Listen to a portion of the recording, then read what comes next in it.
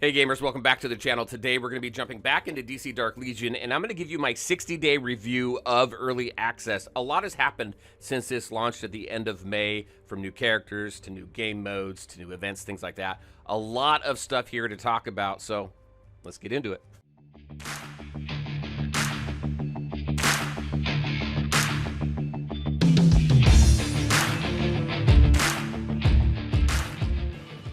All right, and welcome back. Before we jump into this, I've got a bunch of tips and tricks and guides and tier lists and a ton of content on this game. If you're interested, check the channel out for that. If you're playing the game, hopefully it's helpful for you. This here, I want to discuss kind of the overall look of what Early Access has been, where it started, where it is now. So we're going to be taking a look at characters and base building and things like that, just to give you a good impression of what's happening with the game so far. So first, let's go ahead. Let's talk about characters. There's 51 characters in the roster so far. Of those 51, 43 are playable, 8 are not.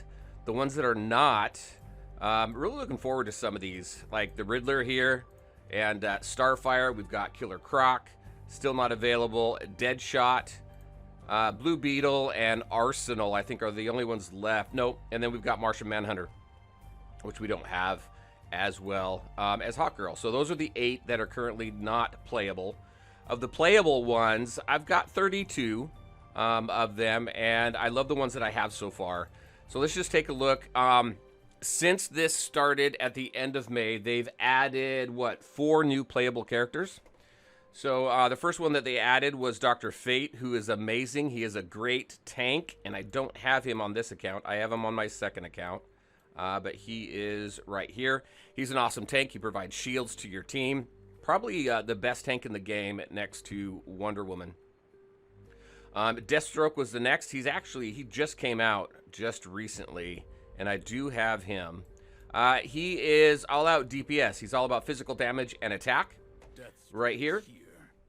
He is not as impressive as he was in previous tests, but I don't know that anybody really has him fully maxed out. I know that there's a couple people who have him into the yellow star range at pretty high level. Definitely not maxed out yet, but and he's a little less impressive, like I was talking about. But I'm still building him up. I'm going to test him and see how he lands on the tier list.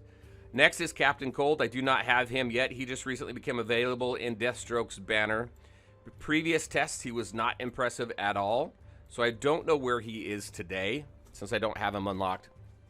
But he's part of the Secret Society of Supervillains here. And then we have Black Canary. She's going to be coming up soon, actually, next week, with the Aquaman Hypertime Tracker banner. So we'll see what she's like. Actually, we got a sneak peek of what her skills were. I don't know if they're still that way. Flash. Yeah, they updated Flash's skills. So you were previously able to go in here and take a look at what Black Canary's skills were on Flash. It was very weird. When it comes to character progression, nothing has changed as far as that goes. You're still working on levels overall. You're working on legacy pieces, which is your are your weapons. You're leveling those up. You're starring those up as well, and then you're also working on your force. As you work through your force, it increases abilities and stats and things like that. Along with leveling up your gear. Haven't done much with Flash as I have with some other characters. Like if we go over here to Green Lantern, got some work to do on him as well to get some stuff leveled up. But he's looking pretty good right now. One of my favorite characters in the game, and part of my main team for Combat Cycle. One thing I do like that they've added recently is this right here. You can go in here. They give you recommended sets, gear sets, and legacy pieces for each one of these characters here. Not everybody is in here. Like Deathstroke's not in here.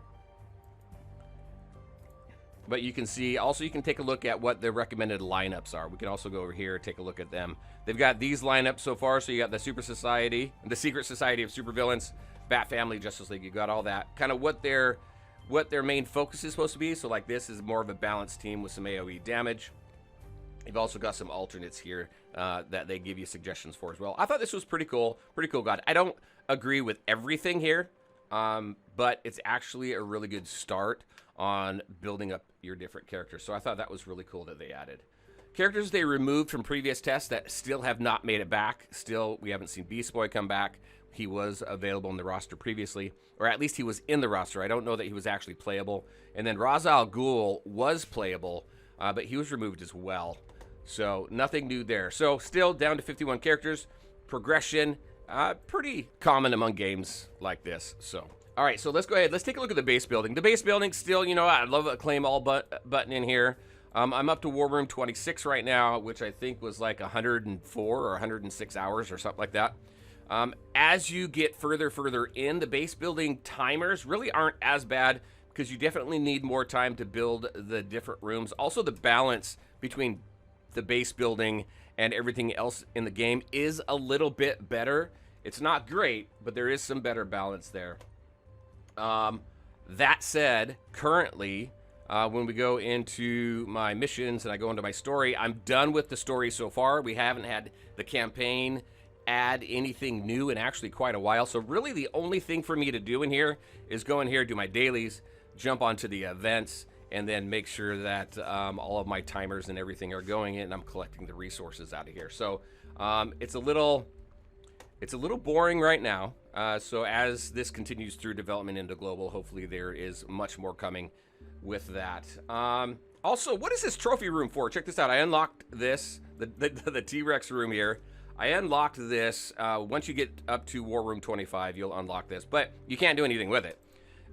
It can't upgrade it, can't do anything. So very curious what we're going to be able to do here. If I actually go out to this right here and click on it, it says something's supposed to happen at level 31 for your War Room. So we'll see. We'll see what that looks like. We can unlock it. It can't do anything with it, and then you got to wait, what, 6 levels until you can do something with it. So we'll see what happens. Obviously, again, early access. Not everything is built into the game yet. So that's part of the drawback of getting into a game early, right? All right, so that's really it with the base building. Nothing much here. I'd love to be able to zoom out more. You can do some zooming out, but not much. I'd love to be able to zoom out to see the whole base. And again, that claim all button. Game modes. All right, so game modes.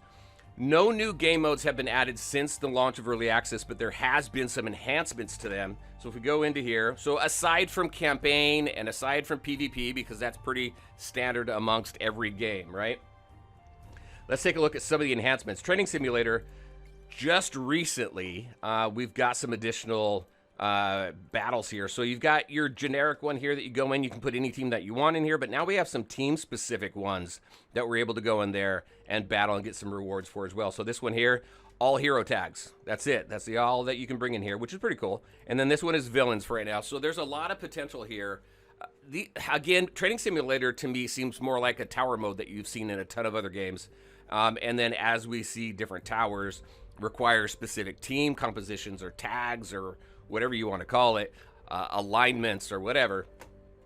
So there's a lot of potential here for so many different towers, so to speak, battles to run through and claim rewards. So that's the biggest change with Training Simulator, actually really the only change. And I think it's good. I think it's a little refreshing because you're going to be changing up your teams. PvP, nothing's changed there. Combat cycle, not much has changed here. Really the only thing with combat cycle is that they have updated some of the rewards.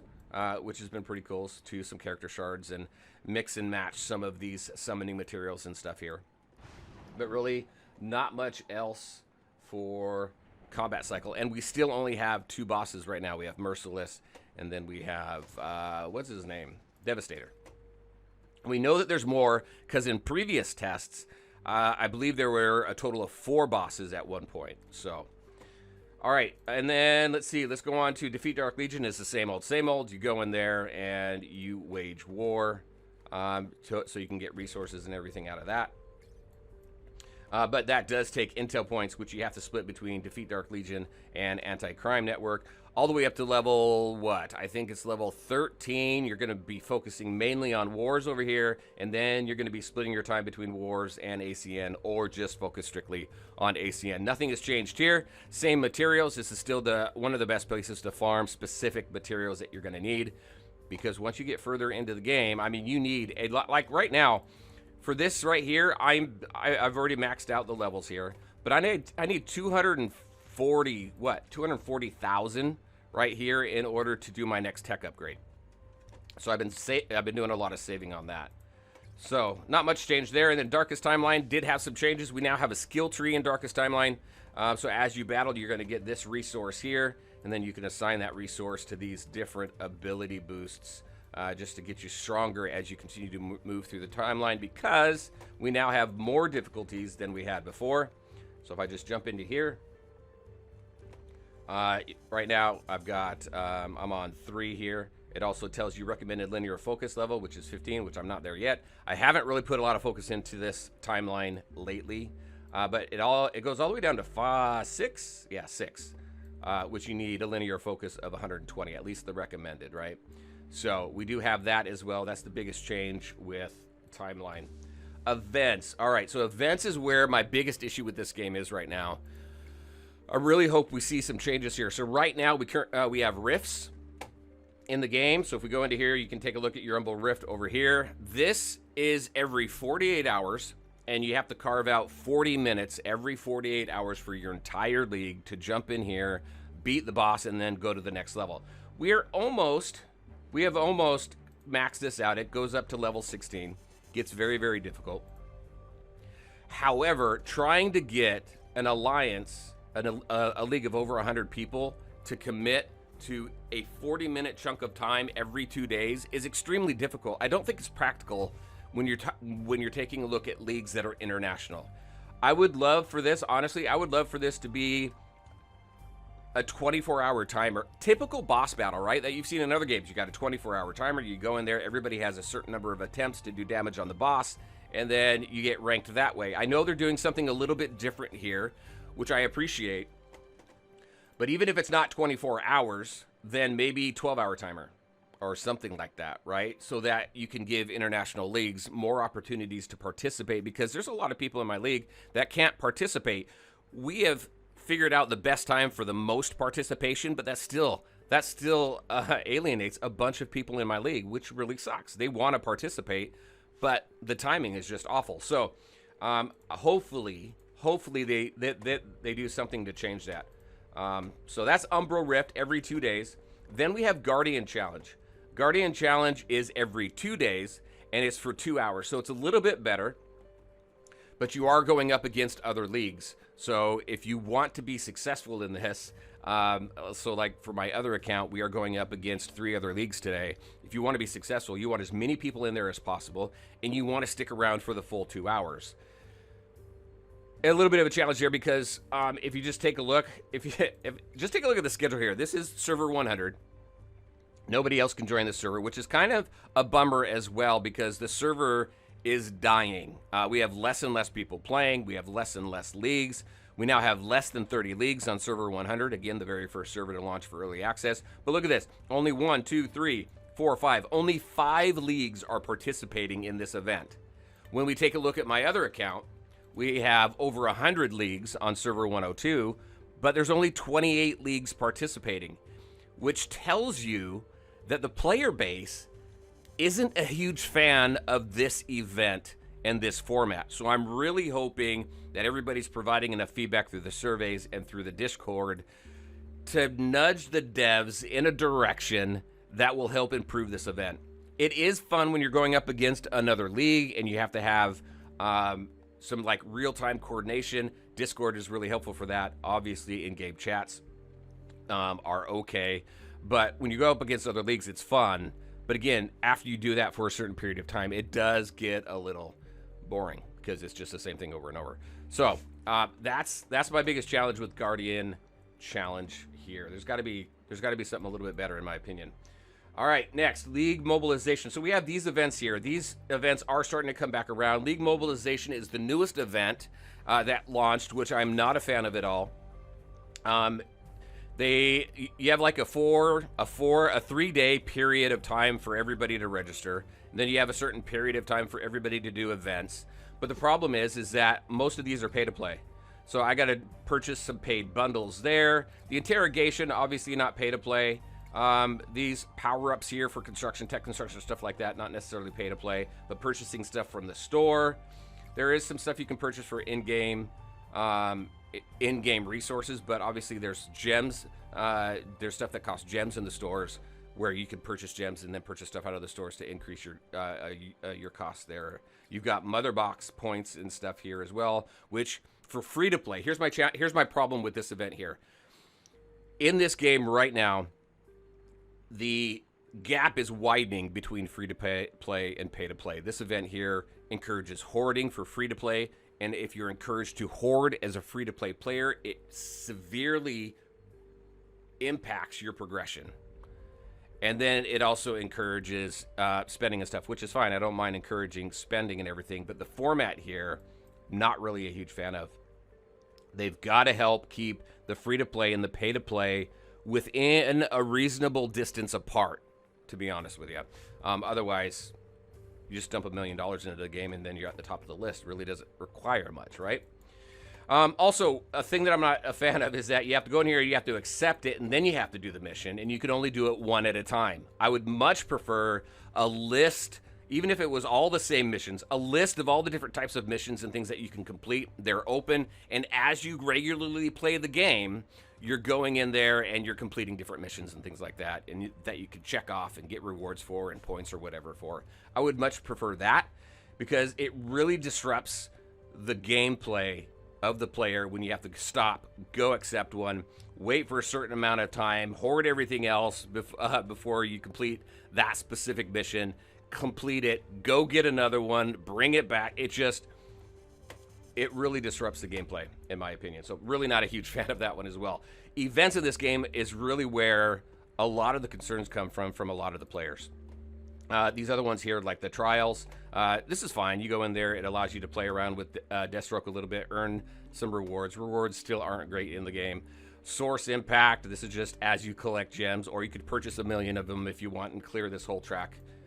So that's a pay-to-play and a free-to-play type event. Same with Mother Box. The thing I don't like about this here is it encourages you to hoard Mother Boxes. Again, that slows progression because not only do you get character shards, but you get resources from Mother Boxes. So I'm just not a fan of any event that forces you to hoard in order to do well at, and it hampers your progression. So that's what we have for events so far.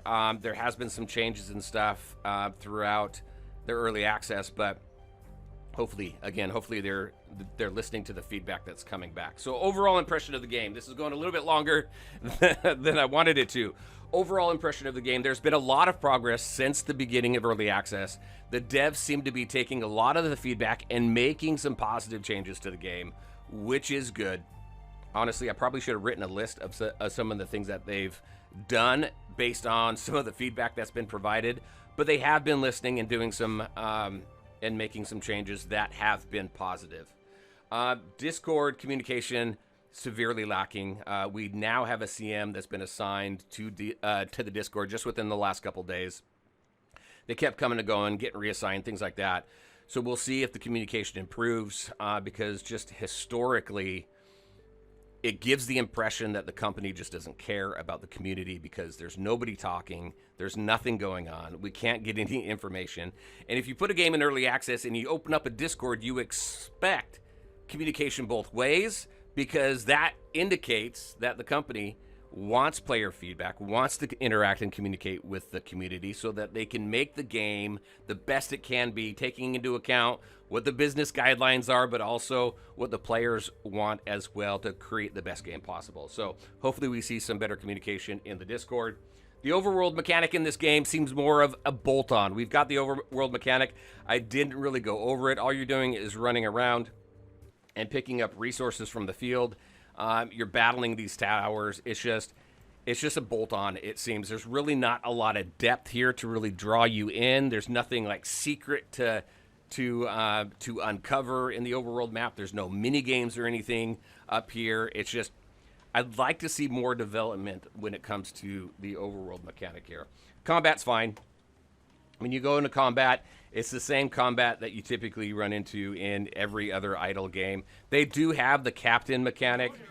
I just don't think they capitalize on that mechanic too much. You can move your captain here around the board. You can manually launch their attacks.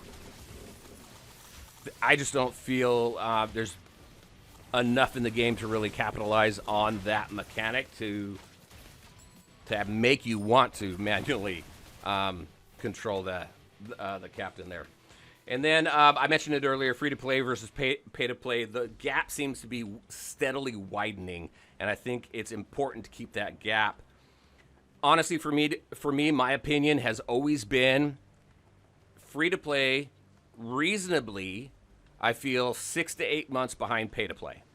Pay-to-play, put money into the game. I put money into games as well. I think there's a benefit there that shouldn't be taken away, obviously. But free-to-play shouldn't feel like they are completely left in the dust and nothing they do matters. So I think there's an important balance there. And then as far as rewards go,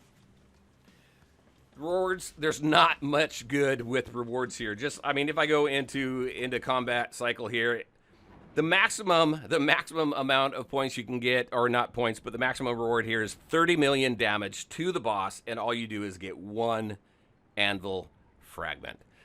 I'm sure that's going to change. I think the quantity and the types of rewards are probably much easier to adjust and change than all these different events and trying to make them fun and engaging and things like that. So I'm not too worried about rewards. It's really about the engagement. Does the game allow me to immerse myself into the story and into the gameplay and into the different types of game modes? Do I have fun with it? Ultimately, yes. I do have fun with the game. I do know, and I do take on an early access mentality that it's not complete yet. So we'll see what happens when it finally hits global, which we don't know yet. But soon, hopefully, we might hear something. It's still slated for 2024, and we're guessing probably Q4 2024 if it doesn't push into 2025. So that's a lot that we went over. Definitely let me know your thoughts and opinions on the game. What do you think about its progress so far? And that's what I have for you, everybody. As always, I want to thank you all for taking the time to watch the video. If you liked it, make sure to hit that like button and share your thoughts and questions in the comments section below. Take care, everybody, and we'll talk to you next time.